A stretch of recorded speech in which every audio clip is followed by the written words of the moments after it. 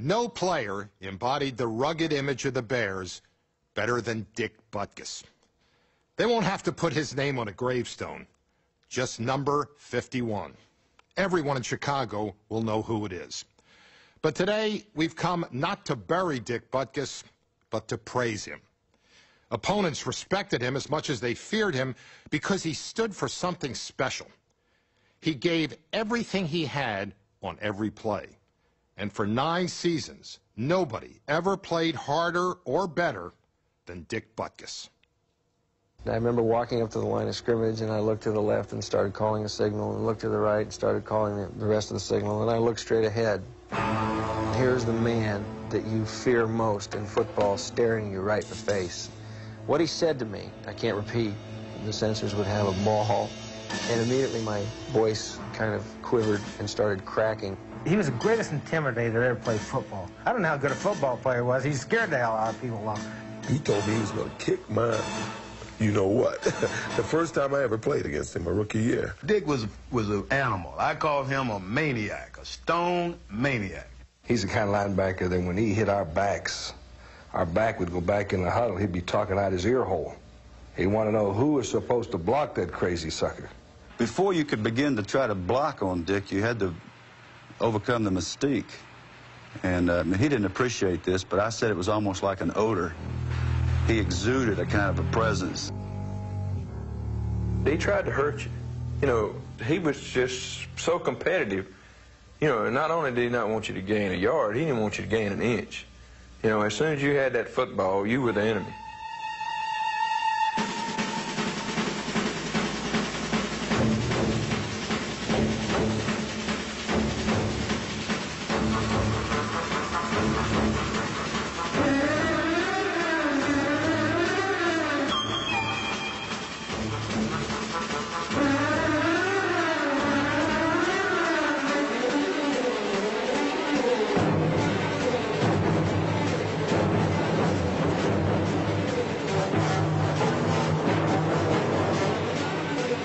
Dick Butkus played football with a religious fervor, with an unrelenting obsession not only to excel, but to dominate and demoralize.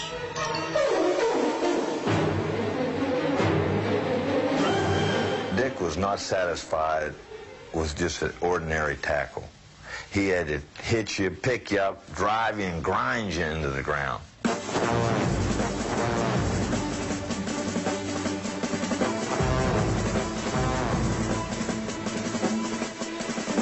For Dick Butkus, football was never a game, but a street fight.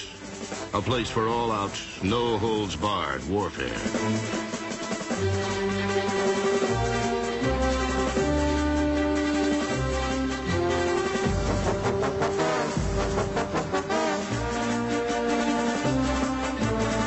He was an animal, and he was a well-conditioned animal, and every time he hit you, he tried to put you in the cemetery, not the hospital.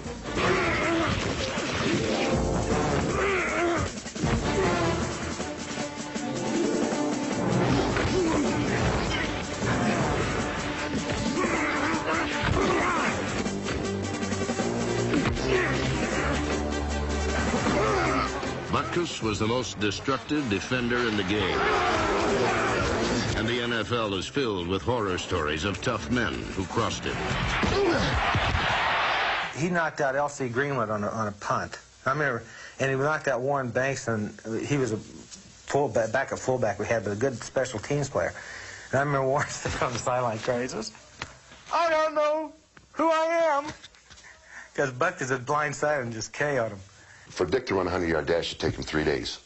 But I want to tell you something, from that middle linebacker, 20 yards this way, 20 yards that way, 20 yards that way. I mean, nobody was quicker than he was.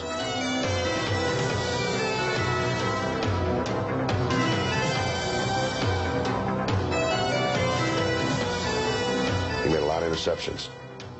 If he was told in past defenses to be in a certain area, I mean, he was there. He had great hands.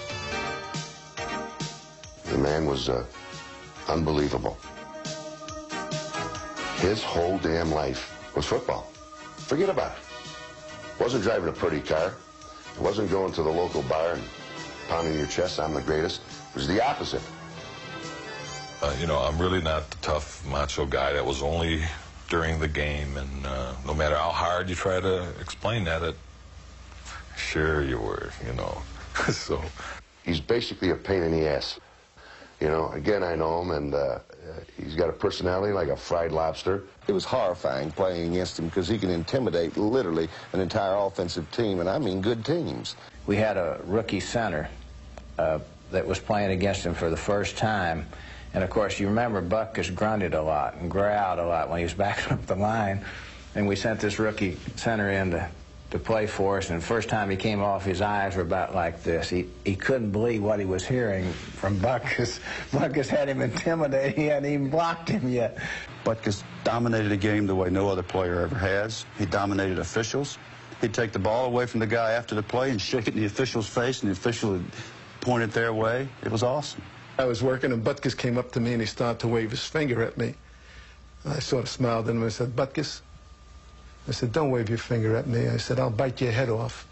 He looked at me and said, well, if you bite my head off, you'll have more brains in your stomach than you will have in your head.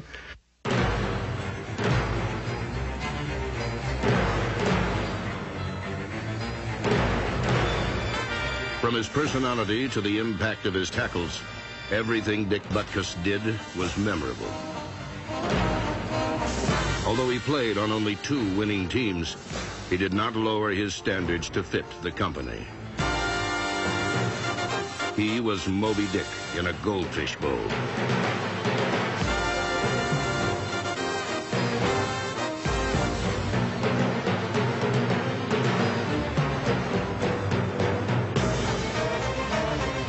His 9-year career stands apart as the single most sustained work of devastation ever committed on a football field by anyone, anywhere, anytime. To talk about him is to drain the vocabulary of superlatives. Well, the only thing I can say about the great Dick Butkus, I'll say it in a poem. Roses are red and violets are blue. If you got any sense, you'll keep Butkus away from you.